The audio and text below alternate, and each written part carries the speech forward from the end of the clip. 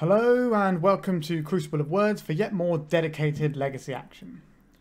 This week we've been playing nothing but painter decks, so we're going to keep that going. Today we are playing Monowhite Painter, which will come as no surprise to you because I've played it on my channel before, and if you've been paying attention you know that I love this deck.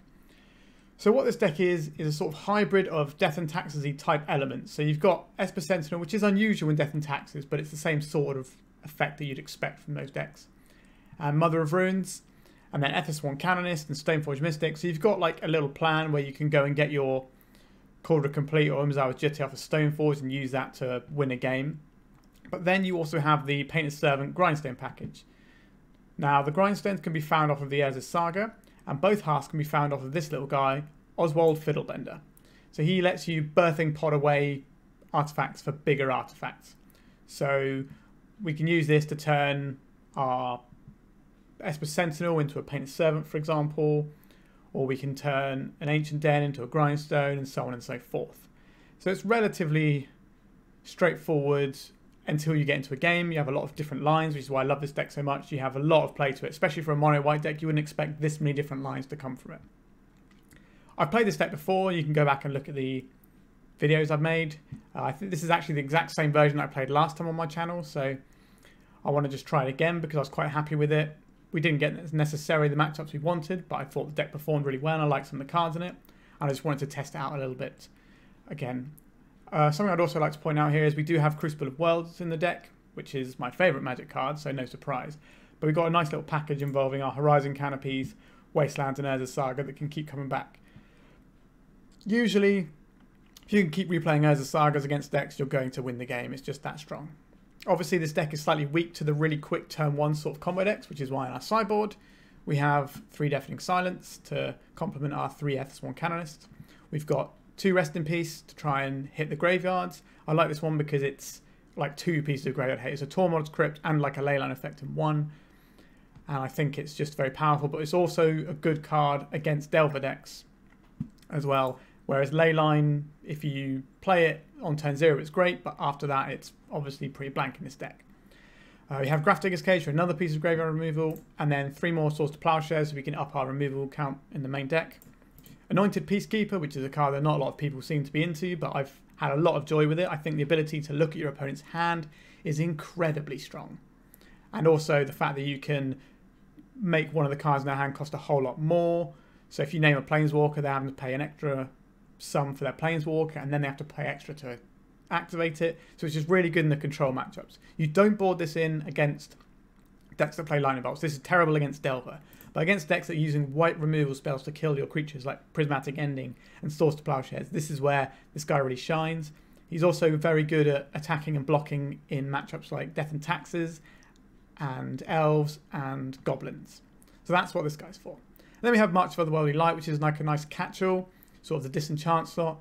It's weaker against higher CMC spells, so things like Leyline of the Void and Helm of Obedience, that sort of combo deck. This doesn't particularly do well, and you might have to pitch some cards to get it to actually kill the thing you need it to sometimes. But against a lot of other things, you can hit Chalice with it. You can take out your opponent's Urza's Sagas. You can take out their equipment or whatever you need. So yeah, I think that's more or less explained what this deck is and what it's trying to do. So this plays very differently to the last 2 painter decks I've played this week. So the last 2 were a lot more combo oriented. This one can flip into the aggro role a lot more easily. It's more like an aggro deck with a combo in it rather than a deck that's trying to combo off. So let's jump into a league and see how we go. I should hopefully make less mistakes with this deck than I have on previous ones because I've played this deck quite a bit, and the other 2 decks I hadn't played at all. Anyway, before we do that, could you please just scroll down and hit the subscribe button? It doesn't cost you a penny and it really helps me out. Alright, thanks. Let's jump into the league. Alright, so we're on the draw here. Our opponent's a 60 card deck. This is our opener. It's a little bit weak to Wasteland, but we do have the Vial and the Mox Opal. So we have a lot of ways of staying on the board through a Wasteland. So I'm going to keep this hand, and we're probably going to lead out with Aether Vial, but it depends what our opponent does. An Underground Sea from our opponent, and a Personal Tutor. So this means our opponent is playing Doomsday, which is one of the worst matchups for our deck, in my opinion, because they are just faster than us and they have ways of defending themselves. So what option do we realistically have here? So we can play out Esper Sentinel. We can play out Mox Opal, which is going to be online. And we can use this to... I think it might as well just be an Ether Vial here. Chance of us getting another... We might get one more turn, I think, before our opponent kills us. This is the exact kind of matchup that you don't want to see playing this deck, because it just comes in under anything you do. So I might get to draw a card this turn, but they're not really going to care because they're just going to stack their deck with Doomsday and kill us. So it's not an unwinnable matchup by any stretch of the imagination, but it's just incredibly favoured for the Doomsday player, especially since we know that they have the Doomsday. So they're cracking their Misty Rainforest, they got the second Underground Sea, a Dark Ritual. So they can pay to stop me getting a card if they really want here. No, okay, so we are a little bit close to our combo. The good thing about Grindstone here is you can mess up your opponent's pile if you have a Grindstone, but obviously we don't have a Grindstone right now. Our opponent's probably going to take a bit of time to resolve their Doomsday, so we're just going to leave them to do that for a minute. Our opponent's just stacking it now, so they've chosen their cards. So we should be able to work out roughly what they have here. I can't see the Lion's Eye Diamond, which means that they're definitely able to win next turn, if not this turn. That's usually what the Lion's Eye Diamond means. The Deep Analysis isn't in their pile though. Yeah, so this is going to be a Brainstorm into Lion's Eye Diamond and Cyclers. So you play the Lion's Eye Diamond, cycle your cards. In response, you crack the Lion's Eye Diamond, so you have the blue mana so that you can cast your Thassa's Oracle. Just the one cycler, okay. So they Consider, which shrinks the pile down, and then they cast the Thassa's Oracle. Yep. Sure. And then they win the game. Literally nothing our deck can really do about that, unless we had a Source of Plowshares to kill it, but Source of Plowshares isn't great in this matchup, to be honest. They might be on the Duke where they bring in the Shouldered, so the Source of Plowshares might be good. The Rest in Peace, not so good. The Anointed Peacekeeper, weirdly, is alright here. It can change the amount of mana they need to cast a spell, so they can't go off. Umezawa's Jitte is going to be slow and irrelevant here, I think. The Soulguide Lantern doesn't seem useful here, so let's put them side by side for you. Shadow Spear, again, this isn't something we really want. Pithy Needle can hit one of the Cyclers and mess with their strategy. Portable Hold isn't going to catch anything at all. The Crucible is going to be too slow to do anything. The Fiddlebender, probably not going to be great here. We need a few more cuts. Ether Vial is an interesting one because they are a Force of Will deck. So getting around it is quite nice. I think Mother of Runes is just not going to put its weight in this matchup, I don't think. I think we can probably board like this. We're replacing Mother of Runes with Deafening Silence, which is a much stronger one-drop in this matchup. The Swords to Plowshares can mess with their Thassa's Oracle lines, but mainly it's there in case they duke into the Opposition Agent and or Shouldered sideboard package, which is now a pretty known quantity, I would say. We only have the one equipment to get with the Stoneforge Mystic, which I think is still fine. I don't think we want any lifesteal. I think we're just going to submit like this. So the Wasteland is a good card here, but other than that, it's a little bit tricky. So the Anointed Peacekeeper is also fine here. We can make Doomsday cost 5, for example, or we can wait till they make a pile, and if we get a turn, we can make Thassa's Oracle cost more, and then that might just stop them from being able to win the game. So I think we can keep this one and just play out the Esper Sentinel first.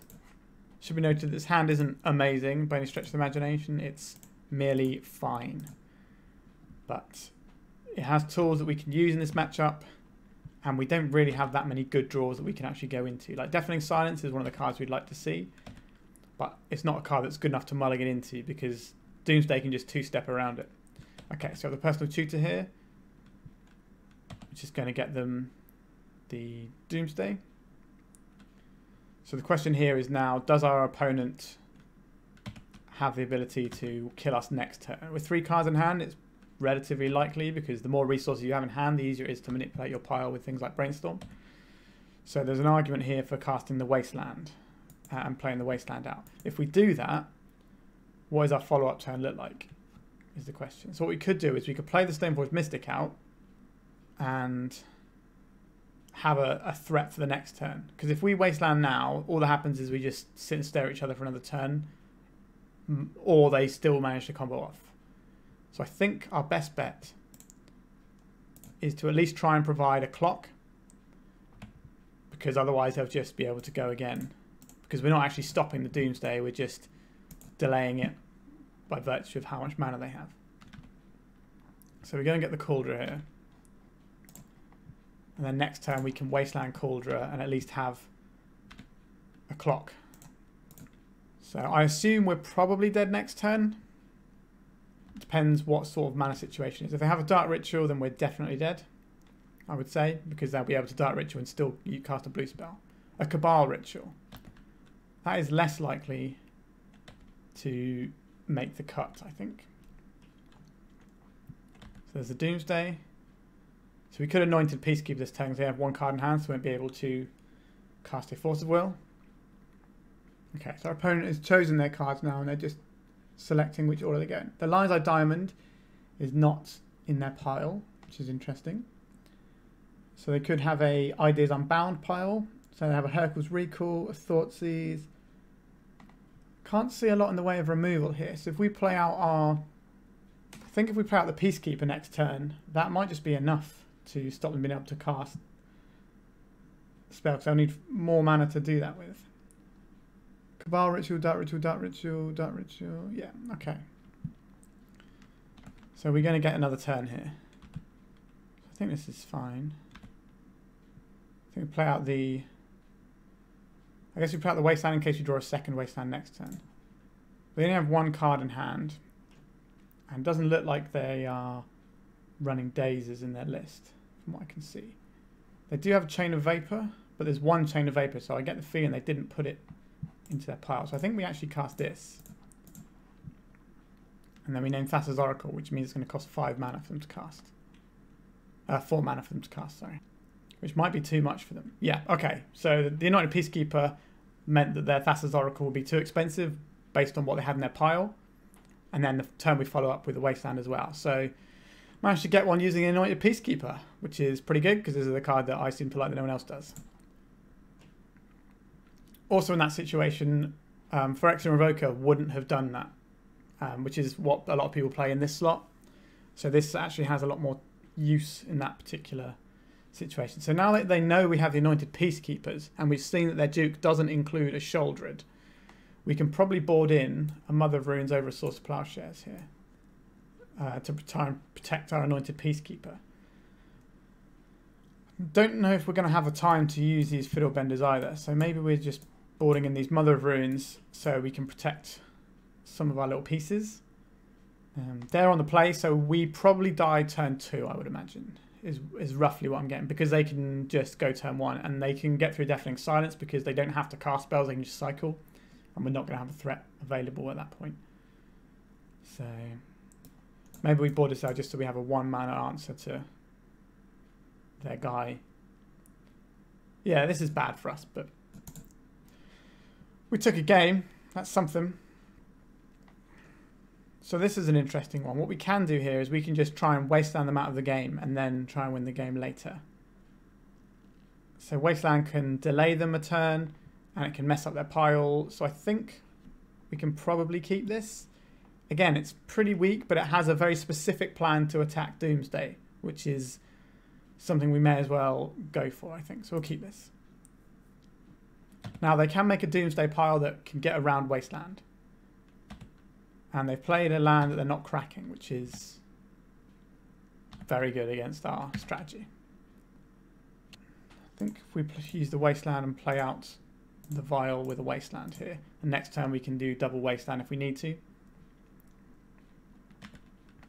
So we might just be dead here. They might just Personal Tutor, untap, Dark Ritual, Doomsday, and then use the other mana they have to kill us. Unfortunately, them seeing the Wasteland means they know. Okay, a Brainstorm end of turn is good news for us. That is a lot weaker than Personal Tutor. So we might have a game on our hands here, even if our Wasteland plan isn't looking great right now. Brainstorm's resolved, and our Vial is resolved. Let's see what our opponent has for us. Okay, so they've got one of each basic. Petty Theft on the Ether Vial, that's fine. That wasn't that essential a part of our plan at the end of the day.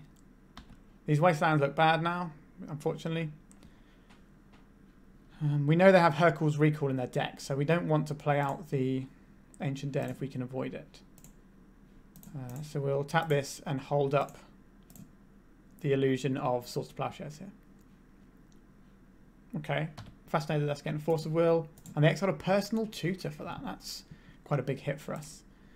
Okay, so we'll play out this Mox Opal, which they won't really care about yet, but next turn we can bring it online by playing an Ancient Den and a Painter's Servant. Our hand has a lot of mana, which is far from where we want to be, but we can cycle a Horizon Canopy if we need to. Okay, our opponent seems to just be playing it a little bit slower here. A Wasteland. That doesn't really achieve the things we require it to achieve. I think we play out the Horizon Canopy and go for a redraw here. If they get a non-basic, we can Wasteland it and just try and keep them off of any more mana, because they shouldn't have more than 2 basics, because these are very weak in the face of trying to cast a black spell,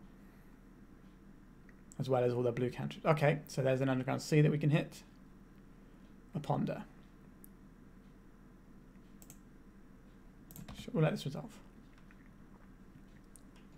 They might just play the Brazen Borrower and start attacking with it, which is certainly a play they have available to them.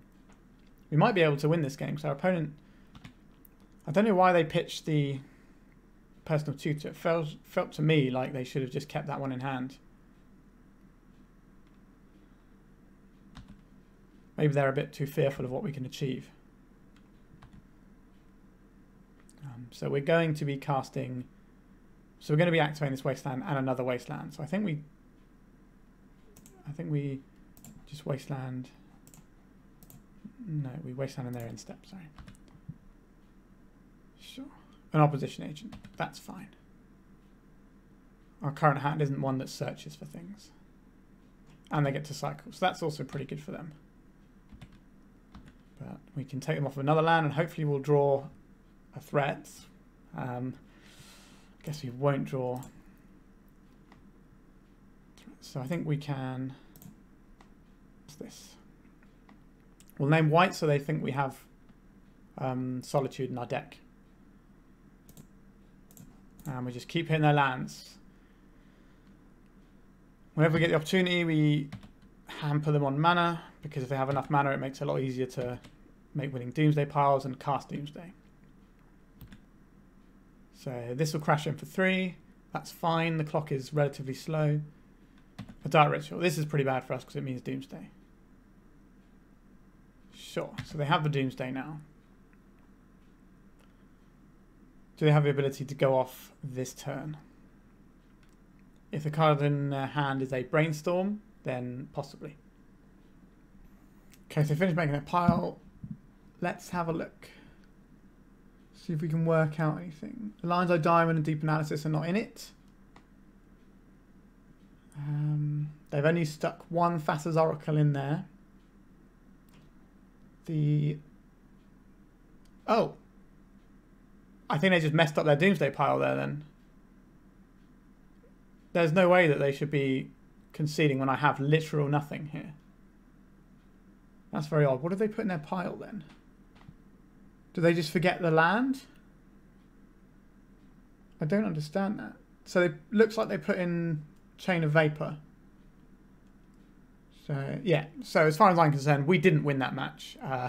Our opponent made some sort of horrible misplay that cost them the game with their pile, which is not necessarily the hardest thing to do, because Doomsday is quite a tricky deck. But I think the Doomsday piles are easier than they used to be back in the day. Anyway, So through well, I guess we did have the Peacekeeper line in game 2, so I'll take that to the bank. But generally speaking, we did not win this match. Our opponent lost it. All right, on to round 2.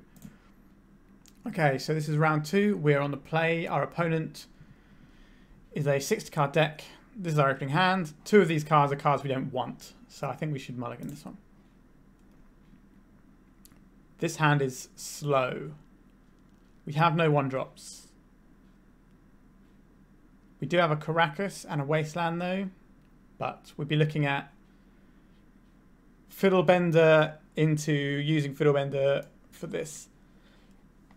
I think we can keep this, but it's very unexciting to me.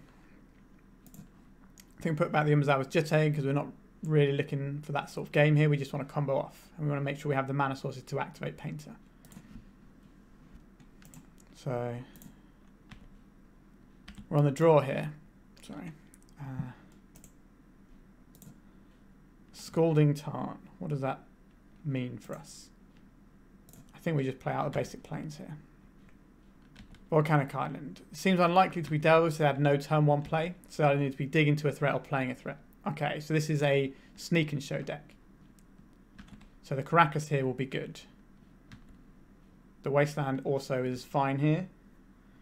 The question is, which one do we crack off? I think we just crack off the Wasteland straight away here. If we had a 1-drop, this would be a lot different. Do they have an intuition to cast? They could have intuition here. Yeah. Oh! Okay, it's Splinter Twin. I see. So for those who don't know me personally, I spent many years playing Splinter Twin in Legacy, to the point where a lot of people consider me the Splinter Twin guy in the UK. So this should be interesting. I didn't play an Ancient Tomb build when I used to play it. I played it Prismatic Vista mana base with like moon type effects. So that changes the clock we're looking at here. But again, they could just play an Ancient Tomb and accelerate into the Twin, but they still need another red source. We don't know if they're running Simian Spirit Guides. This list is very different to what I would normally play. So what do we have here? Ice. So they're just going to tap down our mana source. I think we play out an Ezra Saga here. It's interesting that they're so intent on tapping things down. Makes me wonder if they're some sort of weird exhaustion deck with a Splinter Twin to finish, maybe. Our opponent could be doing all sorts of things here. Sure, you can tap that down. So I think we just play out the Painted Servant here. And then white. Okay, our opponent F6 that. So that's all right for us. So they need to have 2 more mana, and one of it has to be red, which is why I'm okay putting the shields down on the Source to Plowshares here. Next turn will be a different matter entirely, but we'll see. 1, 2, 3. Fable of the Mirror Breaker. So they're going to use this to keep making things. So they are dead on board if they don't have an answer to our combo. Okay, so there's the combo. There's the answer. This is just going to evoke and kill our Painted Servant. So we've got 2 cards out of their hand. An additional Fable of the Mirror Breaker. A Lotus Petal. Our opponent's deck is interesting to me. I don't really know what is going to be in it. So if I can mill them at some point and see, that would be really helpful. So this turn, I think we make a guy here. And then we have choices. So they know we're going to be a Grindstone deck. So I think we just get the Grindstone here. And then we play out the Ancient Den because this pumps our Construct token so we can block more effectively with it. And it holds up a Source to Plowshares for us in case our opponent is doing anything that requires ploughing. Let's see how many cards they discard. So I just pitched the Chalice of the Void. Okay, so they're sort of like a prison-y type shell. Prismari Command. Yeah, was not expecting that one. At least they didn't blow up our land, I guess. I don't think we can waste a Source of Plowshares on these yet. I think we need to hold it. I'm not sure how much counter magic is going to be on our opponent's deck. but I guess we'll find out soon. This turn, I think we play out the Fiddlebender and play out the Caracas so we can save them if required. Do we play out... Because they are a Prison-y style deck, I don't know if they're going to have some sort of Trinisphere that I have to worry about, so I'm going to play out the Mox Opal here. If they do cast a Trinisphere, I think we just snap off the Swords to Plowshares on the Deceiver Exarch in response. Same if they run a Chalice. We have the ability to get the combo, but it's going to take us several turns to do so at this rate. Opponents played an Ancient Tomb. So have plenty of mana sources here. So if they have the Splinter Twin combo, they should just fire it off. Okay, I don't really want to trade my Oswald for a Goblin Shaman here, so I think we just let this go. So they got so much mana now that mana's not going to be the issue. Hull Breacher. Okay, our opponent's got all sorts of stuff in their deck. I don't really know what's going on here. We're about to draw 7 cards. Day's Undoing. I would like to cast Swords to Plowshares, targeting their Hull Breacher. Okay, so we've got a new grip of cards, which is pretty exciting. Could take me a second to process quite what we're doing here. 1, 2, 3, 4. If I play another artifact, I have a 5th mana. So, what is the correct play here? We can play out. We play out a land. That's an easy one. We don't really have the mana to deal. Well, we don't really have the ability to deal with a Splinter Twin combo here. So we could just be stone cold to that. What can we tutor for? For that, we can get a Pithing Needle from the Mox Opal. That stops us dying to that. So that's something we can do in a second. But we'd like to get our mana's worth first. So let's play this out. And tap this for white. We'll sacrifice this and go and get Pithing Needle, naming Deceiver Exarch. We can't get Portable Hole to kill it because that doesn't work. Deceiver Exarch. So that will buy us another turn in that respect. Then the colourless mana can fetch us a Grindstone. So next turn we have the win in. Do we want to try and play the Canonist here? I think we can play out the Canonist. And we can either play out the Mother of Runes or we can hold up a fake Swords to Plowshares or a bounce of our Oswald. Does mean we're a little exposed next turn. How much do I think we're going to lose the game?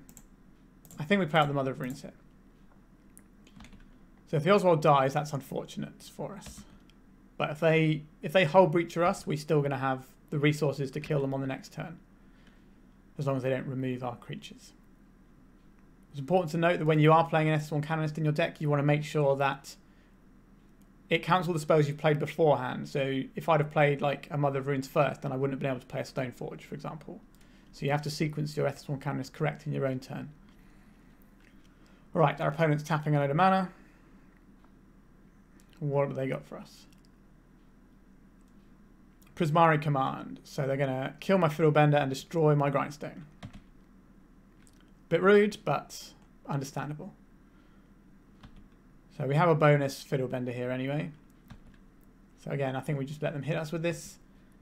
Not ideal, but it's not threatening lethal. The treasure is more important for them, I think. So we will put a counter on our Ether Vial. Our opponent's deck looks pretty cool. I'm not really sure what the plan is here. Okay, so they're using the Ether Vial, the Reflexive Kiki Jiki to tap down our Ether Vial, I think. Yeah. That's fine by me. Okay, so tap down our Ezra Saga instead. That's less fine by me, but that's just going to happen, isn't it? So we've drawn this Soul Guide Lantern. So this turn, we can make an Oswald. So we have the win next turn via this can junk the Pithing Needle, for example, or the Ether Vial into the Painter, and this will find the Grindstone, and we'll have loads of mana to do that. So I'm kind of don't want to reveal my Stoneforge Mystic. So what I might do here Let's play this just in case they have some sort of way of getting this card back from their graveyard. This also gives us another 1 mana artifact that we can use to sacrifice to keep our Pithing Needle in play. So our opponent's deck is wild, for sure. But we can win through a... through a Hull Breacher. Okay, the Fiery Islet. Okay, so they're definitely digging for something even though they've got a full grip. Like they can probably see from my board what I'm able to do. Blood Moon. Non-basic lands are mountains. So we instantly lose our as a Saga here. But other than that, we're okay. So we're now looking for a Grindstone. Or a Painter. Like we can tutor them all up. So that's not an issue. We just take the damage here. So I think end of turn. I think we cycle this. By the way they were digging for things, it gives me the impression that if we have it, we can win. Esper Sentinel. Okay. We'll put a creature in. And then we'll get our Esper. So they're probably going to tap something down here. So it could be the Aether Vial, so I can't make it on 2. Since they've kept the Reflective Kiki-Jiki. Okay. So we can put in a Stoneforge Mystic whenever we want. Have this Aether Vial, it doesn't do anything. So what is this play here? I think we sacrifice the Esper Sentinel here. Because it's easier to defend the Painted Servant than it is the Mother of Runes. Than it is the Grindstone because of the Mother of Runes. So we're going to get this Painted Servant and we name white. And then we can put the Stoneforge Mystic into play if we want. There's no point doing that now. We can do it whenever we need to. Is there any point playing out an Aether Vial right now? It gives us another thing to sacrifice later on. I don't think our opponent's going to have a way of mass destroying all of our things. So we're just going to put this into play now. And then we'll pass the turn. So our opponent gets 1 card a turn. So they can't play Hull Breacher and Days Undoing. They can only play 1 non-artifact spell a turn. So if they have a removal spell, I can blank it with my Mother of Runes. Okay, so what is this going to tap, I wonder? Is this going to tap our Mother of Runes? Yes, it is going to tap our Mother of Runes. So this gives me the impression that they're going to kill some of our things this turn. It's a pretty interesting game. A lot of different things going on. A lot of them I have no idea what could happen next. So we can also just pivot into a Stoneforge plan. Chance of the Void X is 1 is fine as long as our Oswald gets to untap. That's an artifact though, so they still get another spell here. So a Prismari Command or something is very strong. Chance for 2. That doesn't stop us winning the game next turn. Again, they have 4 mana up, so they can still Prismari Command or something like that. So what am I worried about here? A Fury. I think we just take... If we take 4 here... Is that right? If we take 4 here... They Fury, they can only kill 1 creature then. Again, it's not great, but I think it's what we have to do here. This could be a misstep. Our opponent has all sorts of things in their deck, so... Let's activate our Aether Vial. Put in a Stoneforge Mystic. Okay, so they cracked a Lotus Petal here. And they're copying Kiki here to tap our Stoneforge Mystic. Very odd to me, doesn't really achieve anything. Okay, so we'll go and get Cauldron Complete here. So the first one we want to use, the second one we don't. Because 2 is the number for us here. So this doesn't do anything.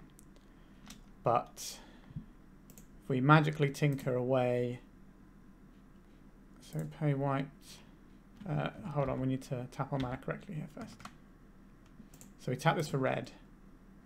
And then we tap this, sacrificing this. Get the Grindstone. And we activate the Grindstone, targeting our opponent. And then we get to see their whole deck, which is what I'm really looking forward to, because whatever they're doing over there is wild. Let's have a look. Days Undoing, Hull Breacher, all these cool things. Caves of Chaos Adventurer. So they do have the Splinter Twin. I'm not really sure what this fire and ice thing is. So it's sort of like Hull Breacher, Splinter Twin, Prison type deck. Wild, very wild. So what is going to be good here?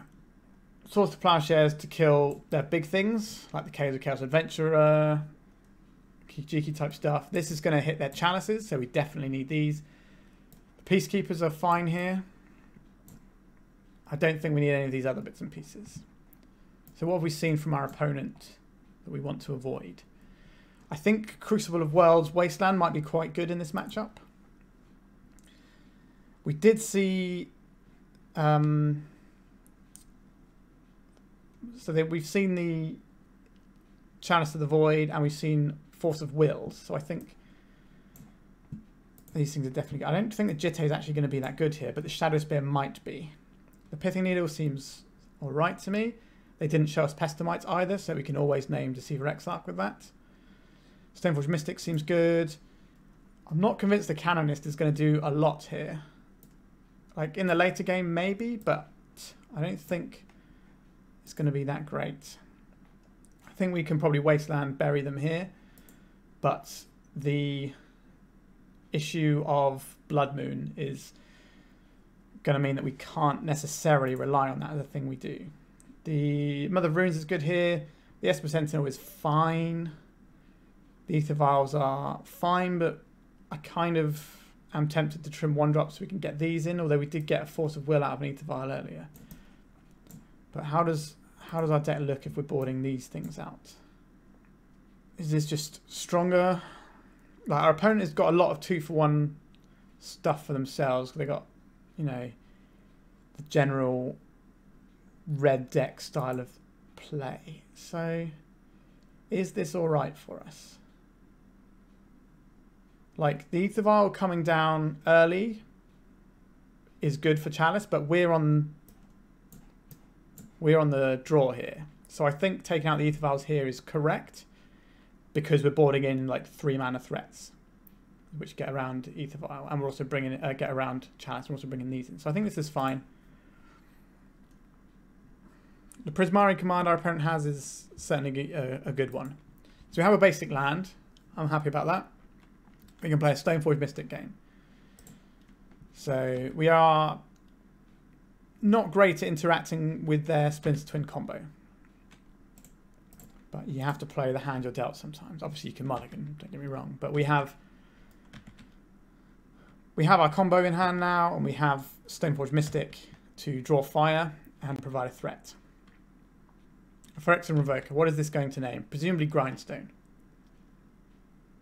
Yeah, so this name's Grindstone, which means we play out the Urza Saga into Chalice of the Void. And we can always just get rid of this later on if we need to. If we play out the Urza Saga now and they have a Blood Moon, that sucks for us. But if they don't, then it's pretty nice. This might get a Force of Will. It did not get a Force of Will. That's nice. So we're just going to get the Cauldron here, because we boarded out the Jitte, which would actually look pretty good on this board. So maybe we'll board it back in for game 3. So if they have an answer for Stoneforge, they're probably going to want to fire it off now, unless they have the ability to kill it. Fail the Mirror Breaker, and we get to draw a card off of this, which I'm always happy about, unless it's a card that we already have in our deck, but I guess it stops us drawing it in our draw step. This is coming in, is it? Interesting. They're offering us a trade here, which means they're obviously okay with this trade. I'm going to take this trade, actually, because we have the Grindstone coming in a couple of turns, potentially. So we can set that up. Okay, so we have this, and got the Caracas here. We can Portable Hole this, because we're not going to get many options for Portable Hole necessarily moving forward. and then just jam the Cauldron. I don't hate that. And then we jam. Not really sure what the whole fire and ice package our opponent's doing there, because it's not like they have other ways of restricting our resources like Richardham Ports or Wastelands.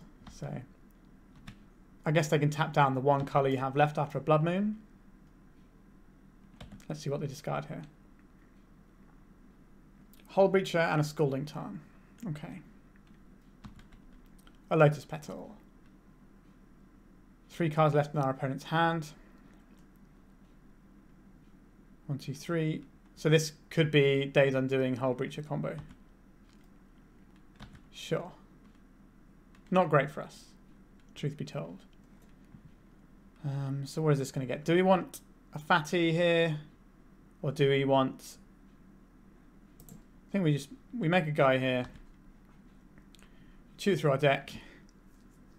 What is the correct play here? We can get a Pithing Needle named Receiver Exarch, so we don't die to it. I think that's the safe play, isn't it? Certainly not the exciting play, but it's the one that stops us from losing the game. Okay, yeah, so they're going to play a Deceiver Exarch here by the looks of it and tap down our Phyrexian Germ token. Yeah, there we go. So this stops us from losing the game this turn unless they have a Prismari command, which they could very well do.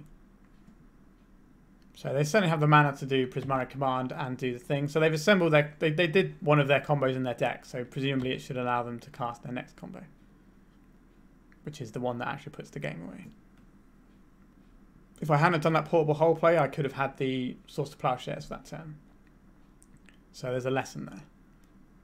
Caves of Chaos Adventurer. This is not a particularly troublesome thing. Our Germ token is going to get the bits in here as well. So this shoots for a basic land at first, I think, yes. Then next turn it pumps a guy. They're just playing everything out here. What's going on? Splinter Twin on Caves of Chaos Adventurer. Weird that you would do it now when this doesn't have haste. Because if I have a Source of Plowshares, you've just given me a very easy 2-for-1. Like, I have to assume that means they have a Force of Will in their hand. But it doesn't seem great to me. We can't cast this, unfortunately. So we are in Swinging Town here. So they're just going to copy this and then copy it again. So they're going to have a lot of Caves of Chaos Adventurers. So what does the next one do? Put counters on it, and the next one is Scry 2. Okay. And then it's target player loses 5 life. Goad a creature. But we're going to steal this thing now. So I get to go into this dungeon and get this out. Which seems alright, doesn't it? So we get to play out this. So do we want a Mother of Runes? Or do we want the Peacekeeper? These are our choices here. What does Peacekeeper give us? Peacekeeper make this cost mana, but I think that's probably just what they're doing anyway. I think if we have the Mother of Runes, we are more likely to just win the game next turn by giving our guy pro their creatures. Or forcing some really horrible blocks. So... could be wrong, but this is the line we've taken, and I've explained the reasons why. So, 5 cards in our opponent's hand is a lot. So, okay, so they're copying the Caves of Chaos Adventurer. So they're going to take the initiative. Okay, so this is the one that pumps a guy. So they're going to pump the Merfolk. Okay, that's fine. As long as this isn't killing us, I don't really care. 4 cards in our opponent's hand. So whenever Caves of Chaos Adventure exile top card of your library, if you completed a dungeon, you may cast that card. So that's a single clause, isn't it? So they haven't completed the dungeon when they attack, right? We may as well block one of these guys, right? They don't have trample. So they got Days Undoing on top of their library there. Oh, in their exile card, sorry. Which is pretty good for them. But they've just conceded because they have the ability to push it through with Mother of Runes. Okay, so our opponent's deck was was a weird one. Haven't seen one like that for a while. It's fun to play against, I guess. You know, you don't know what's going on. Quite often in Legacy, you know your opponent's like, you know, maybe 70 out of your opponent's 75 cards. So it's kind of nice to play something completely fresh like that. I'm not sure this is fully polished either, but it's got a lot going on. Anyway, so we are 2-0 now, so going into round 3. Our opponent is a 6-card deck. We won the die roll. We have Esper Sentinel into Stoneforge Mystic / Fiddlebender. This seems great, so we're going to keep this. Again, we lose to fast combo decks with this hand, but that's the nature of this deck. It's pretty good against most other things. Oh, this is the daddy. Oh, so this is a dredge deck. I should have noticed straight away from the name. So this is the guy that is famous for playing dredge. So what is our quickest route? So this will draw us more cards. Perhaps we should have played out the Saga to fetch the Soulguide Lantern, but I think by the time this pops, it should be too late to matter for in terms of the graveyard. So our plan here is to play Stoneforge and try and race. So we get to draw a card here, a Caracas. So this can bounce a Hogak if they're playing the Hogak. They play quite a lot of different lists of dredge, so it's hard to work out exactly what their dredge deck is going to look like, but we're going to get to see a lot of it this game because they're going to put a load of their cards in the graveyard. So we have this Ethersworn Canonist, which is not a terrible card really, but I don't know if it's the one we want here. I think we're better off just playing Stoneforge Mystic and trying to race quickly. Alternatively, we can Fiddlebender now, and then next turn we can get the Soulguide Lantern, which is also fine. So maybe we'll do that. So they don't have any way of bringing anything back this turn. Obviously they can dredge into Narcomoebas, but we can Oswald Fiddlebender for the Graveyard Haste. So what do they hit? Nothing too exciting. A Breakthrough. So this is quite an exciting one for them. So they're going to be able to dredge over maybe 24 cards of their deck here. We're going to have to pop out their graveyard here. Let's have a look. So we've got a Narcomoeba here. They're on Icarids and Bridges. They've got Cabal Therapies. They are on the Hogak, so that's good to know. So getting two Narcomoebas this turn. So whatever they put into play this turn has got to be enough to beat the Soulguide Lantern.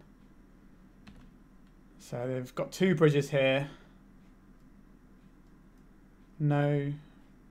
Or what do they name out of curiosity? Source of Plowshare, sure. So they can play the Hogak here, but I get to bounce the Hogak with my Caracas. Sure. Do they have another Cabal Therapy here? Yes, they do. So what they're going to do is they're going to Cabal Therapy to get more tokens here. So if we draw another half the combo, then we can do that play. So they're just trying to make as many zombies as they can here so that they can get the biggest battlefield they can, because they know they're losing their graveyard next turn most likely.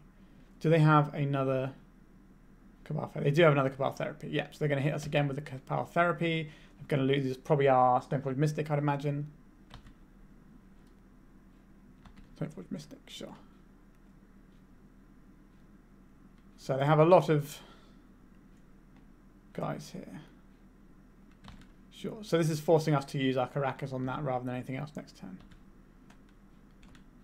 So it's not looking great for us, but we're not out of the game yet.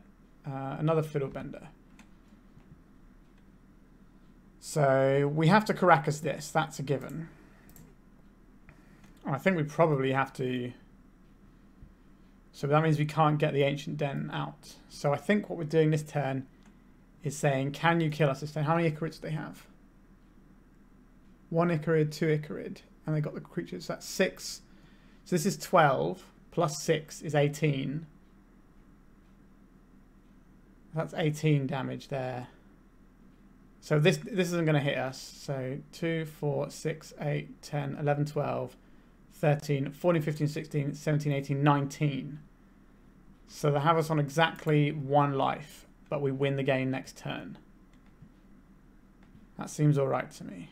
So I think we, unless they're on a Flanking Zealot build, then we just lose, I think. So I think we Pay this. Sacrifice this. This also removes bridges from below from their graveyard. So we go and get Painted Servant here. And we name white. And this will bounce the Hogak. Do we need to bounce it now? It's not going to have haste. I think we return this, which means we can't play the Mother of Runes out. But we have the win next turn if we don't die. We get to block 2 damage. So I think we've done it unless they've got the Drain 3 thing that when you mill it... yeah, I can't remember what's Creeping Chill. If they've got that in their deck, then we can lose this turn. What do they hit? Okay, so I think we win this game. Our opponent will have no library to draw from. So we go to blocks.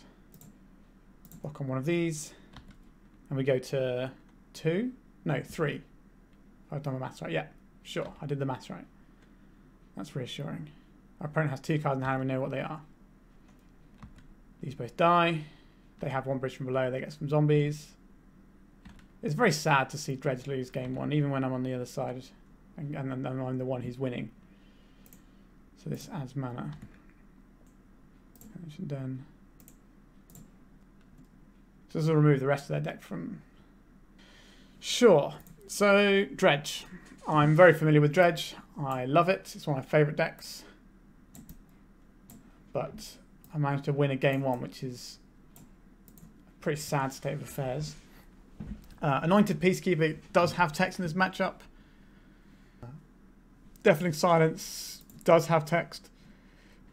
It stops them having the really broken Lines Like Diamond starts if I'm on the play, but I'm not on the play, so I don't think this is relevant. Pithing Needle isn't going to do anything really here. Crucible of the Worlds, it's not that sort of game. Fiddlebender's a bit slow, but as you saw there, it can just pull the game out. The Cauldron Complete. How interested in Cauldron Complete am I here? The Jitte lets me kill my own creatures at instant speed, which is important here. I don't think we need Ether Vials. All our guys just have to... All our cards have to do something. Mother of Runes. We don't have creatures that we're trying to protect that much apart from the Painter's Servant. So I think we can trim one of those. They can still hold a Jitte. So this is what we're going with. Bringing in a load of Graveyard Hate and some Swords to Plowshares so we can snag Icarids or Hogaks and so on and so forth. Alright, we'll submit. We might change it on the play to put in some Deafening Silences. So this is our opening hand. We have a Rest in Peace. We have a Swords to Plowshares. I think we keep this. If we can get punished by a really broken start, but I think we still keep this. Okay, our opponent didn't play anything on turn 1. That is very suspicious. So we're going to play out this Plains. Like, the Daddy does a lot of the innovation on the Dredge archetype as well, so they could be playing all sorts of weird things. I've seen them trying out builds without bridges from below, for example. I've played them myself. So they might be doing some sort of Entomb type thing here. Firestorm. Sure. Okay, yes, they boarded this in so they can kill guys. It's also a discard outlet. So this turn they're going to Dredge Golgari Grave Troll. Let's pop out the graveyard. What do they hit? Nothing that does anything this turn, thankfully. Breakthrough. Okay, so that's going to cause us a little bit of trouble. We can't really interact with it. Okay, so there's an Archimever there. And an Archimever there. So I have Cabal Therapies and Bridge from Below. So we're going to lose everything this turn. So I think in response to... So they have a Dread Return. I don't really want them to Dread Return this turn. So I think we're just going to Source Plowshares this immediately. In the hope that they don't have to... They make some plays so they don't Cabal Therapy our Rest in Peace. That would be the real issue. Let's see what they name. They're pretty savvy, so they might just go straight for the Rest in Peace here. Like, they have a bunch of other things, and they're going to get it anyway, I think, here. Yeah, so they named Rest in Peace, because they know what they're doing on Dredge. So they're just going to go straight Dread Return and blow up our land. They're just going to play this guy out first. then they can use this to Cabal Therapy and get some more bridge tokens. Yep. Okay, so we don't really have any plays. We just F6's turn. So they get the Ashen Rider, they blow up our land here. So we got 5, 6, 7, 8, 9, 10, 11, 12, 13 damage. Plus the Hogak, so we are dead. We'll concede. Alright, so back to sideboard. Do we want these Deafening Silences? They stop, like I said, they stop the really broken start. So maybe we want them over Mother of Runes here. Now we have seen the Firestorm, but I still think that's fine. And we can probably trim one of our slower pieces. Maybe we're trimming StoneForge here. Or is it the Oswald? The Oswald finds us Graveyard Hate is the thing. I think we submit like this. Our opponent's probably going to sideboard differently when they're on the draw to when they're on the play. Yes, I like to play. Let's have a nice hand stacked with Graveyard Hate. So this doesn't let me cast any of my spells. So we have to mulligan this one. This lets me cast Grafdigger's Cage on turn 1, which is fine, I guess. So let's keep this. We have to bin one of these, so probably binning this. So the Urza Saga can get us another Graveyard Hate piece as well. So we have one piece of Graveyard Hate. And in a couple of turns we'll have another piece. Now our opponent may well have answers for Grafdigger's Cage. But they can also set up things to dredge into it. Let's have a look. So I get this. I think the S1 Canonist presents a lot of the really broken plays our opponent can have. The Oswald Fiddlebender can get us win conditions to wrap this game up. I think. Oh, this is tricky. This is a tricky one. I think we want the Fiddlebender so that we have a chance of winning the game. Golgari Thuck. Okay, so they're on the slow beatdown plan, which is basically the dream for us here. So this, we Reflect a mana. We get the Soul Guide Lantern, I think, here. And what are we getting rid of here? Because they have so many dredges, I think they just get the Faithless Looting. That's the scariest thing in our opponent's graveyard right now. And then we don't really want to be magically tinkering anything away yet, do we? So I think we play out this S1 Canonist. We play out this Urza Saga. So this one can get the Grindstone, and then we just need a mana, and we can go and find the Painted Servant and try and put the game away that way. Colosseum. A Stinkweed, sure. So we don't care about their clock. Our clock is going to be faster as long as we hit a mana source. We do care about seeing the mana source. Okay, so this is... We don't really want to just... You lose one of our pieces of interaction here. So what we're probably going to do is get a token and then use the token to go up the chain.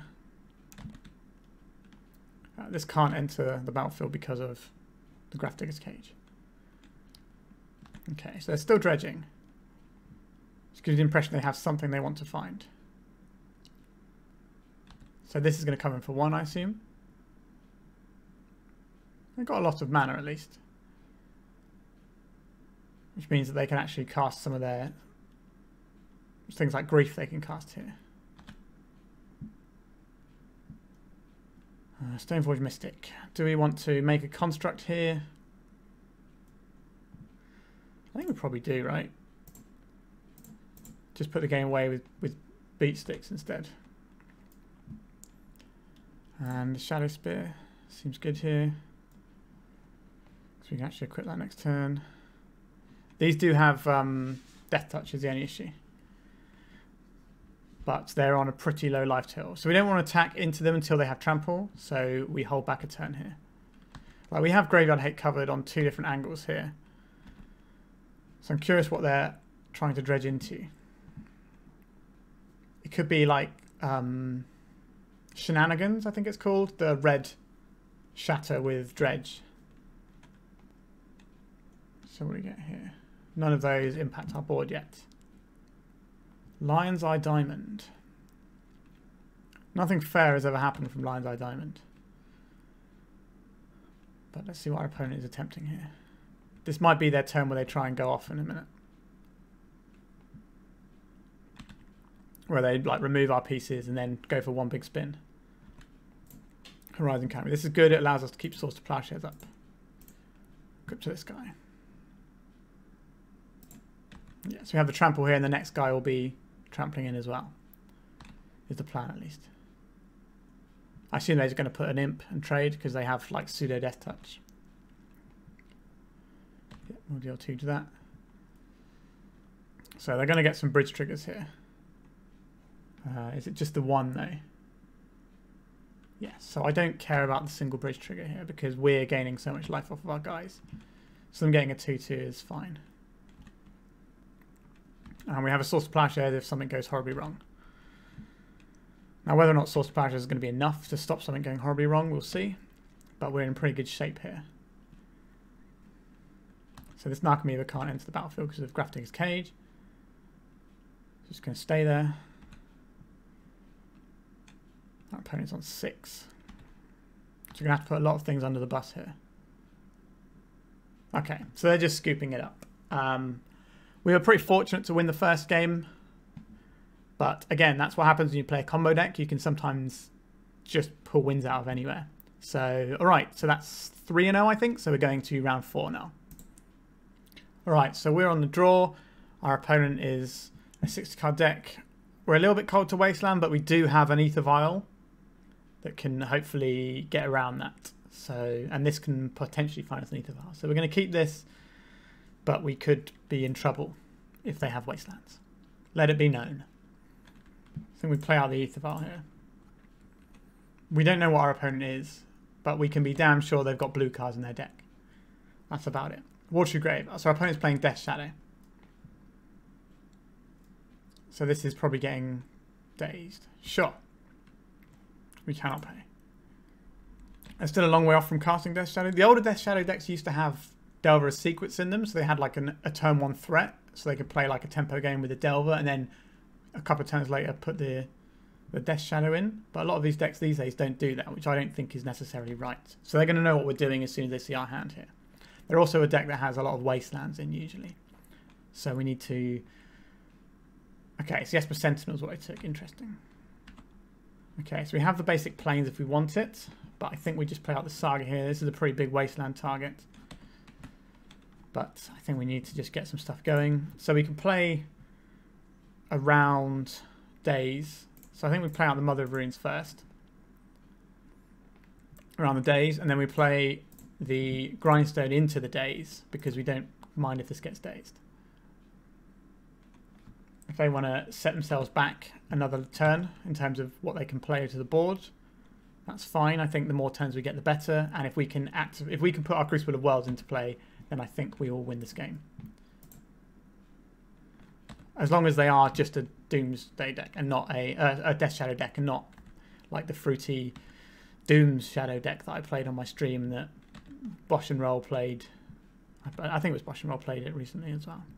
No, it was Thraben New, wasn't it? He played the Doom's Shadow deck. Okay. So this time we can just make a Saga and just leverage our resources on the assumption that our opponent is playing a relatively fair deck. Just make some Saga tokens. If they have a Wasteland, then we'll only get to make 1 Saga. We know they have a Watery Grave in hand because they bounced it off in earlier days. Okay, Misty Rainforest. This could just be a Murktide Regent. Yeah, they're paying costs, so this is almost certainly a Murktide Regent. We can race the Murktide Regent. which is what our Shadow Spear is hoping to do for us. So it's only a 6/6 for 2 mana with flying. Okay, so this is only a 2/2 now.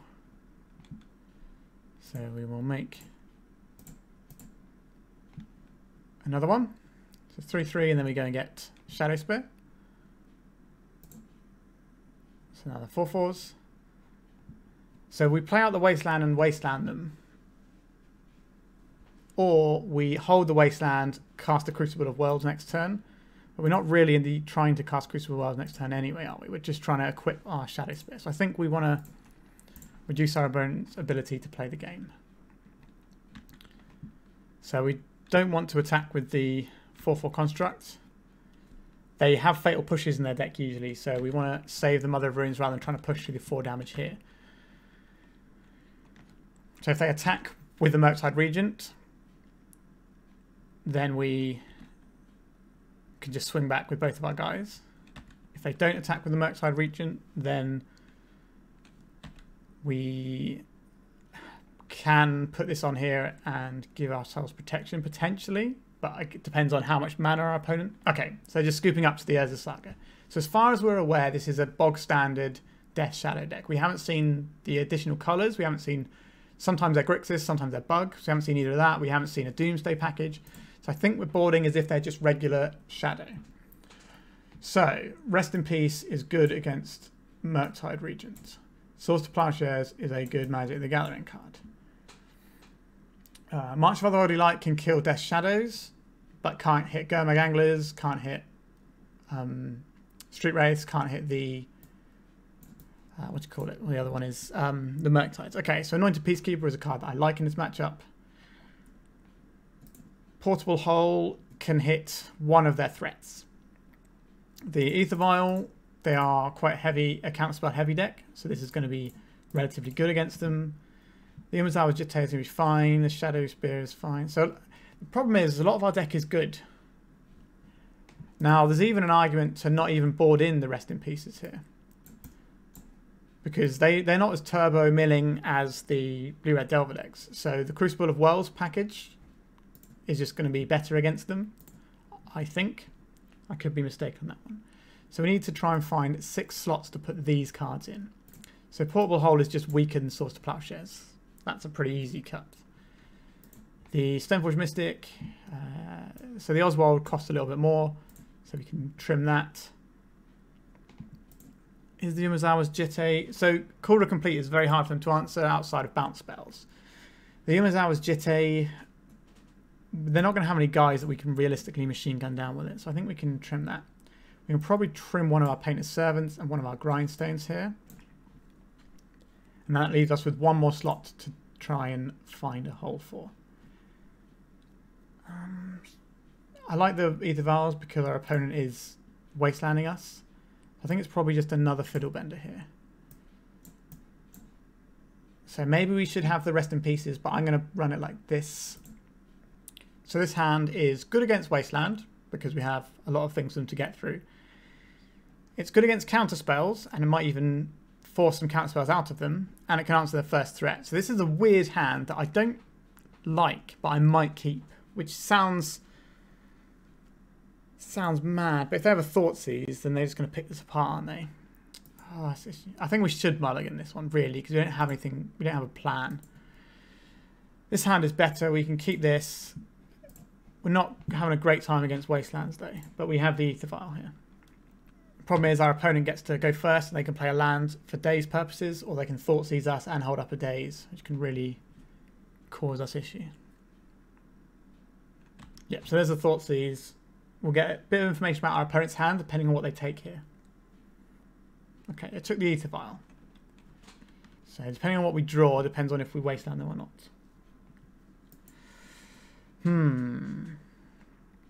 Tricky. I think we have to play out the Karakas this turn and the Urza Saga next turn. Now they can Wasteland the Karakas here, which would be bad for us. I think Urza Saga is just such a powerful matchup when your opponent's just trying to counter what you're doing. Like when they've got snuff outs in their deck and counter spells, Urza Saga can really come in underneath them. Obviously, this can still go wrong for us. It's still early days in this match. Cracking of the Misty Rainforest. And a Ponder. So they're just slowly sculpting into making a Murktide, which they can make as early as next turn, which would be less than ideal for us, truth be told. We probably need to try and stick something on the board here. Yep, so Murktide is definitely online for next turn, but so is the Death Shadow, but it's not going to be that big a Murktide. Let's see what we have. A Grindstone. It's not really what we want here. So we play out the Saga, as we discussed before. So we can either try and play out the S1 Canonist, which can eat a Daze, which I don't particularly like. Or we can play out the Grindstone holding up a Source of Plowshares. But they know the rest of the cards in their hand, so they know we won't have a Source of Plowshares. It's a case of whether or not I want them to be able to Daze us this turn. So the Daze will make the Murktide region slightly bigger. So I'm actually just going to play out this Grindstone and play slightly behind curve, I think. Okay, so we've got Thoughtseize. So this makes me suspect that their threat is a Death Shadow this turn. Yeah, there it is. So drawing a removal spell here would be lovely. We did not draw a removal spell, but we do have the Saga ticking up now. We play this out and we make some tokens. Depending on how much damage our opponent throws at us, depends on whether or not we block with this Saga. Because it's not going to be that big, but the next one will be bigger. If they don't play a land, then we can maybe double wasteland them soon as well. And just try and take them off of all spells. But the Death Shadow deck operates very well with just 1 mana, so wasteland is a bit of a tricky proposition against them. Yep, so they should be attacking here. What they can do is they can put a Dress Down in, which makes them hit us for 13. Also makes our Urza Saga tokens do nothing. Powder Keg at the beginning, sacrifice Powder Keg. Destroy each artifact and creature. Okay, sure. So I don't want to do this now because our opponent has got the Powder Keg in play. Sure, so they don't want me to Pithing Needle it, so they're just going to get rid of our construct that way. So what we're going to do here is get... This is an interesting one. Get an Aether Vial and start ticking it up. We can get a Pithing Needle and shut something off. We get a Soul Guide Lantern here to stop Murktide, I think is actually the play. And then we cast this using our 1 mana. We play out Wasteland. And then we hope that our opponent can't really do anything else. They've already burned 2 Street Wraiths. We don't need to crack the Soul Guide Lantern for graveyard removal until our opponent is threatening 2 mana. Obviously, this is a clock that's going to kill us in 4 turns, so we need a removal spell, ideally. But we could draw creatures to get in the way of it, to buy us turns. Okay, let's put this on the stack. Source of Plowshares. That is very much what the Doctor ordered here. So we can tax for white. No, we do this in their upkeep, in case they have Force of Negation. That's the correct play here. They can still just have good old-fashioned Force of Will, yeah, which is what we have, which makes it slightly bigger, but it doesn't actually impact the clock. It was still 3 turns either way. So we do need to draw another removal spell. Okay, so that's increased their clock again. So it's 2 turns now, and now they have the Scalding Tarn as well. That's less good for us. So I think we can take 1 here to draw a card from this, because 4 is functioning the same as 5 here. A Mother of Runes. This chump blocks. Oh, we could have put in an end of turn. That would have been a better play, wouldn't it? We're going to put this up to 2 in case we draw a 2-drop. We did not draw a 2-drop. So we want to play this now because we want to play around Daze, I think. Again, if they force a negation us now, that'd be a pretty annoying one, but they might just be brainstorming here. Stubborn Denial. Counter unless... well, because they got a massive guy, it's just a counter spell. Sure. So we play out a chump blocker. So if we'd have played this last turn off of the Ether Vial, we could just have a permanent chump blocker. So that mistake is probably going to cost us the game, which is pretty upsetting, because this will be able to protect itself as well. Watery Grave. Pretty bold considering I have an Ether Vial here. Just keeping them honest. Let's put up to 3 because we have a 3-drop in hand.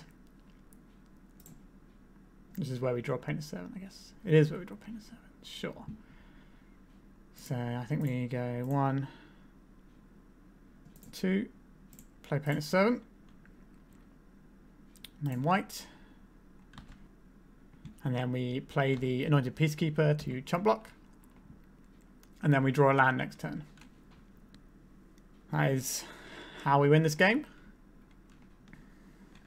Even though we made the mistake with our Mother of Runes that probably could have kept us slightly more in the game than we are now.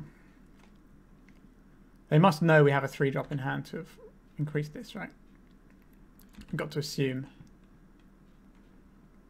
So begin combat. So we let them attack. But before we go to blocks, we activate our Ether Vial. Let's see what our opponent's got. So they've got him to Turak here, which we don't care about. We've got a Murktide Regent we don't care about. So neither of these make a difference as long as we draw a land next turn. Like they're just going to play the Murktide Regent this turn. This doesn't matter because this is going under the bus anyway. Do we draw a land? If we draw a land, we win the game. Come on, deck. Okay, we'll not put a counter on this. Land, land, land. Oh, shoot. What do we do here? They should have played their Murktide out because then they'd have another threat.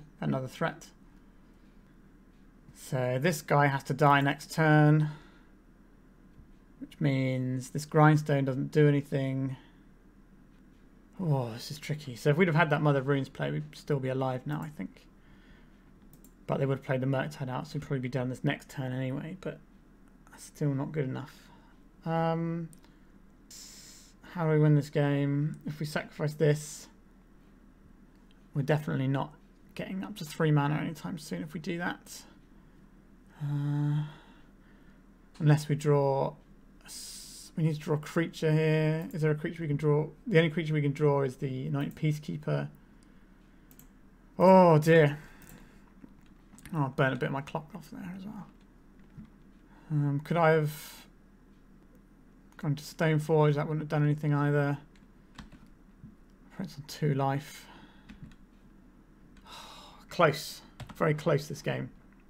If we had a land that turn, we'd definitely win that game. But now our Painted Servant goes under the bus. I still don't know why I didn't play Murktide Regent. So have the Peacekeeper. That doesn't do it, but it keeps us alive for another turn. Again, if they just played the Murktide Regent out, this game would be over.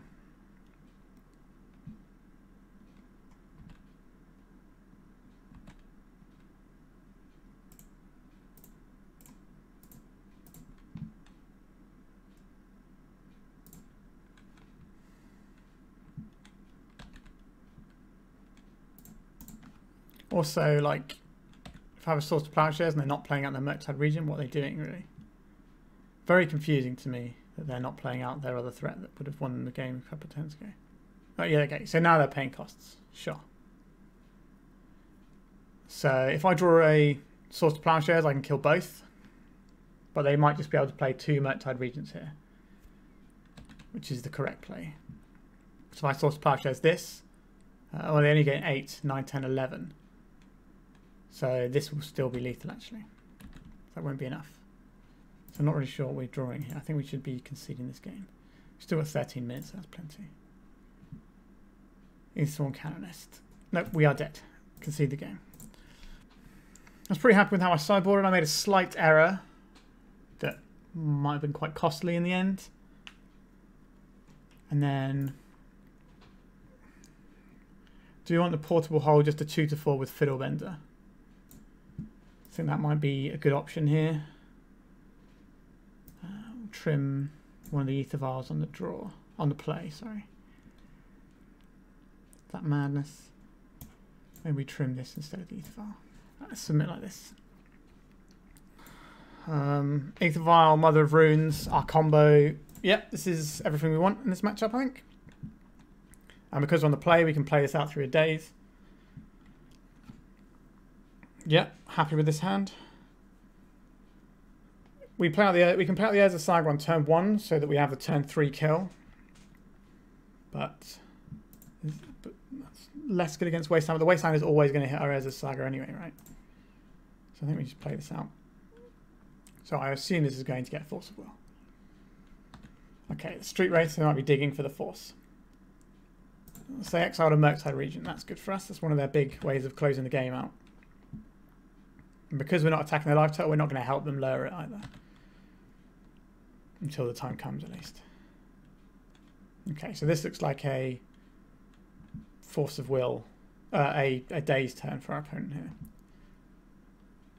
So we could play out the Painted Servant here, or we could just wait and play out the Mother of Runes first. And this will protect our Painted Servant. It's also a pretty powerful roadblock against their Death Shadow if that's the threat they're trying to win the game with. Watery Grave, 15. Have to assume they don't have a Thoughtseize unless they drew it per turn because they didn't do it last turn. Another Watery Grave. A Hymn to Turak. What am I going to do about that? We still have the Painted Servant, so that's going very nicely for us there. I'll play out Ancient Tomb. Play out this Painted Servant. We'll name White. And we have protection against removal spell. They can't really answer artifacts without Powder Keg. So maybe we're okay here. So drop Powder Keg. I don't remember if it hits lands or not. I think it just says artifacts and creatures. Destroy each artifact and creature. Yeah, so it will blow up my artifact land here. Which would be the correct play on our opponent's part. Obviously I don't know that. Let me just spin it off here with removal spell protection. Okay, that's the whole deck gone. Yeah, okay, so another win in the books there. So we are 4-0 with GrindStoneForge today, which is my personal favourite painted deck. It's my sort of little brew here, with help from some of the painted people, especially Eddie the intern over there. But yeah, one more round to go for the trophy. Let's see how we do. This is our opening hand. Our opponent's a 60 card deck. I'm on the play. I get to curve Sentinel into Servant. I think this is fine. I'm going to keep this. We will lose to a fast combo deck with this hand, but we'll lose to a fast combo deck with almost every hand in this deck. So that is our weak matchup. They've mulliganed to 6, which gives me the impression that maybe they are a fast combo deck. Alrighty then, we have the Esper Sentinel. Hello, Petal, Underground Sea. Our opponent is almost certainly playing Doomsday, would be my assumption. Okay, this still could be Doomsday, or it could be Ad Nauseam Tendrils, or it could be the Epic Storm. Okay, this looks more like Ad Nauseam Tendrils right now. So they should be able to kill us from this position. So let's see how we go. So they got 3 mana there, 4 mana for that. They've got another starting mana. So they need a tutor effect here. Echo of Eons, please, would be nice. No tutor effect still. Okay, so they're going to have to go fishing here, I think. 2 petals down. Preordain. Sure. Well, our opponent could have had a bit of a swing and a miss here, which would be good for us. So they put both on the bottom. Another Preordain gone. And we're just going to get lucky and our opponent's deck's going to win the game for us. Be nice. Dark Ritual. The Duress. Sure. They're going to know what I'm about. There's a Grindstone. Dark Ritual. So obviously found off of one of the brainstorms. Just a natural Tendrils of Agony. Nice. Yep. Okay, so I may have said at the beginning that I can't really beat turn 1 combos. So that's what happened there. So what do we want? We want Rest in Pieces. We want Grafdigger's Cage. We want Anointed Peacekeepers. Because if I can get one of these in play, we can slow things down. Umazawa's Jitte will do nothing here. This is a quick clock. Shadow Spear will do nothing here. This has text. Pithing Needle doesn't really do anything here. Because you can't name the things you need to name. Source Splash is bad. Portable Hole is bad. So we can get Empty the Warrens on us as well, which is something we need to keep an eye on. The Ether Vials won't do anything here because they're not going to be trying to run counter spells into us. And we need to cut one more card. So the Canonist is obviously very good here. Fiddlebender. Crucible of Worlds is a very lengthy way of doing anything, so I don't think we need that. And we're bringing in Rest in Pieces. So yeah, 60. I think that's pretty correctly built there. The Umazawa's Jitte can deal with Goblin tokens. There is an option for maybe keeping the Umazawa's Jitte in. I don't know. I'm going to submit like this though. I don't just want to lose to the Goblin tokens, do I? Then we swap out Mox Opal for the Jitte. Yes, I'd like to play first. Deafening Silence on my opening hand. No, it is not. We need to mulligan this. This opening hand does not have a Deafening Silence in, and I can't cast any of my spells. This hand does have a Deafening Silence in, and I can cast it, so we'll keep this. So 2 cards on the bottom. We're going to put away the Painted Servants. Actually, no, we're going to put away a Peacekeeper and a Painted Servant. So we're going to play this out, and then hopefully draw a land and play this out, and then play out the Stoneforge Mystic. So they're probably on bounce spells to deal with Deafening Silence. So if I can play a Canonist as well, then they won't be able to bounce both in one turn cycle. This is going to be a good old-fashioned Ponder, which is fine. We would like to see a mana source off the top of our deck, and then we might be able to win this game. That's how we drew it up. Let's play out another lock piece. And then we play the Stoneforge and try and get a win condition going. Unless we draw Grindstone next turn, then it might just be quicker to do that. The Grindstone win would be better because we get to see our opponent's deck and we can see how they've sideboarded, which probably won't make any difference to how we sideboard, but might adjust how we play. Nope, you can't cast any more spells because there's these things in play. Not today. So we could just play out another Canonist. But what was our opponent's out to Canonists? Like, they probably have Echoing Truth. So I think we just play out a win condition here. Just get the biggest, meanest win condition we can get. And then we attack. The lower we get our opponents, the worse the ad nauseum is. So they have to win through the Past in Flames lines. Our opponent has 2 basics though, so Wastelands are pretty bad for us. This is going to be a Thoughtseize. Sure. What would you like? Take the Cauldron, I guess.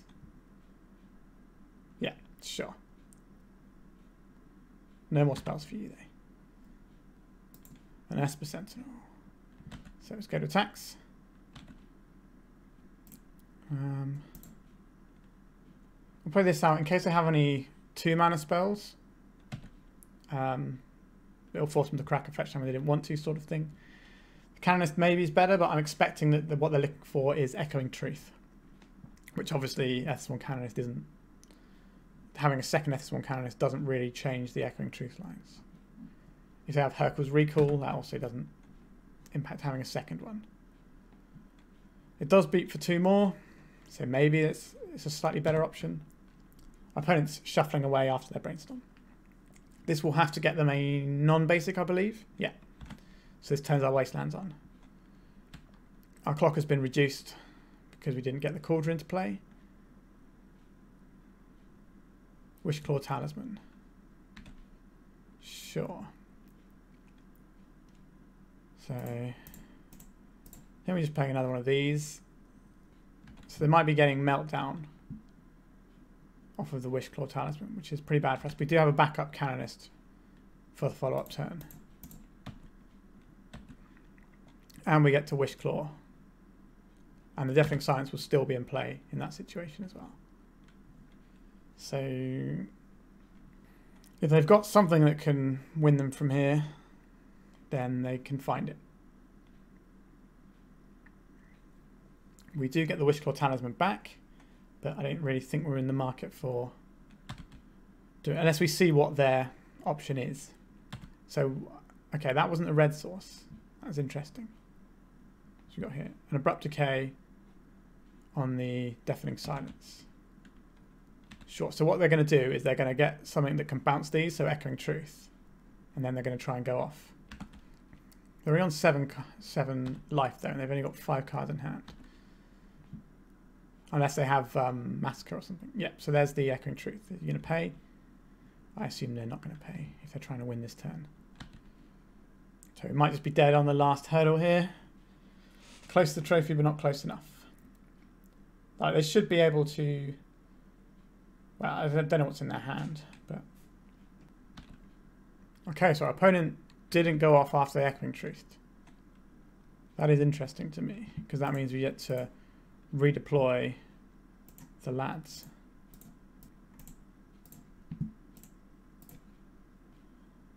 I don't know why you would Echoing Truth unless... They could have just waited a turn and done it at my end step. Okay, so they just had another Echoing Truth in hand. And they're paying for this. Like, they don't have a lot of resources. And they're on a very low life total here. So I can't really... They can't get an ad nauseum kill here. In my opinion. Because they're on them 4 life. And that's not going to work. And they don't have any rituals and stuff already in their bin for a Past in Flames line. Okay. This is that ritual. This could just be a little mini tendrils to keep them alive. We've got a lot of planes, which we don't really want. We'd rather have more Deafening Silences. Or is this some weird sort of duke into something else? Okay, so Cabal Ritual, Cabal Ritual. This is Wishclaw. They got Peer into the Abyss. Infernal Tutor. Or Stormcount. This isn't a lethal Stormcount though. Past in Flames. Okay, so they have the Past in Flames, don't they? So they go 3, 4, 5. Yeah, okay, so we are just dead here. We'll let them play it out because I'm nice like that. It's nice to actually put the tendrils on the stack and blow someone out, but we are dead, so we failed at the last hurdle in terms of the trophy. But I did say that fast combo decks are our weakest matchup. We had 3 Aethersworn Canonist and a Deafening Silence, and it wasn't good enough. So what are you going to do, really? Well, that was the end of that one. So we ended up with a 4-1. Just missing out on the trophy in the last round, which kept it nice and exciting for everyone at least. Let's have a look at the deck. Okay, so I think this deck is great. I was very happy with everything in it. Now, we are very weak to turn 1 combo decks. So perhaps I should be trying to play another Deafening Silence. But the problem with that is, this is great against Storm combo decks. Against Doomsday, what they can do is they can play their Doomsday, and then they don't have to cast, and then they wait to the next turn. They don't have to cast any spells to get through their libraries. They can just use Cyclers, so they can just go through their library that way and then win. So I found Deafening Silence to be okay against Doomsday, but it's not really the be-all and end-all. And Doomsday is more popular than Storm at the moment. So there is that. I'm not really sure if I want to hedge, because I'm a white deck, I'm going to be worse against these combo decks. And there's only so much I can put in the sideboard to help that. And if I do that, it just means that where we've got all these other things to like fix some of the other matchups that are already like equal or favourable, and we make sure that we don't fall behind in them, we'd have to lose some of that. And I'd rather have a deck that is going to have a load of tools against Delver and some of the big decks of the format, you know, like your D&Ts and the Selesnya Adepts and things like that. I'd rather just have some matchups where I say, yes, we are going to lose these matchups most of the time, but that doesn't mean all of the time. So we beat Doomsday today, for example, which is a matchup that ordinarily I would just immediately chalk up to losing, but we managed to win that one. So I don't really know if I need to edit the sideboard anymore from this point forward. I think This is about as good it's going to get for now. And if I were to run another league back with this immediately, I think I probably just have the same 75. I'm going to a paper tournament. I'm probably going to bring this as one of my decks to play with me at that tournament because there's 2 tournaments back to back. So I think I'm probably going to play some variation of this. And if I do alter it, it's only going to be sideboard cards, I think, at this point. The main deck seems great. The one source plowshares, one portable hole has been alright because it's been nice having one of these to 2 to 4. I'm kind of tempted to drop the Mox Opal for another removal spell. That's the other thing I've been thinking about lately. Sometimes you do want to get a Mox Opal off the Ezra Saga. That's the only issue. But a lot of those times, in a lot of those situations, a great number of those situations, in fact, you're actually better off getting the Ether Vial than the Mox Opal anyway. So maybe the Mox Opal can be trimmed in favour of another removal spell, which frees up another sideboard slot, which could be another Deafening Silence. We can have 4 silences in the board. So that's just a thought. So, all right, that's it for today, I think. It was quite a fun league. We did all right, put up a decent record, and we just lost to a bad matchup at the end, but that's magic. It's what it's all about. So before I sign off, if you could, and you haven't already, and you've watched the end of my video, so clearly you're enjoying it, just give me a subscribe. I need as many subscribers as I can get, and it doesn't cost you a penny to do that, and it just helps support me, and hopefully going into the next year, I can have enough supporters that I can make a little bit of money while doing this, because obviously it takes... All right, that's it for today. This is day 3 of our 5-day painter binge, so come back tomorrow and find which sort of painter deck I'm going to be playing. All right, thank you very much for watching, and goodbye.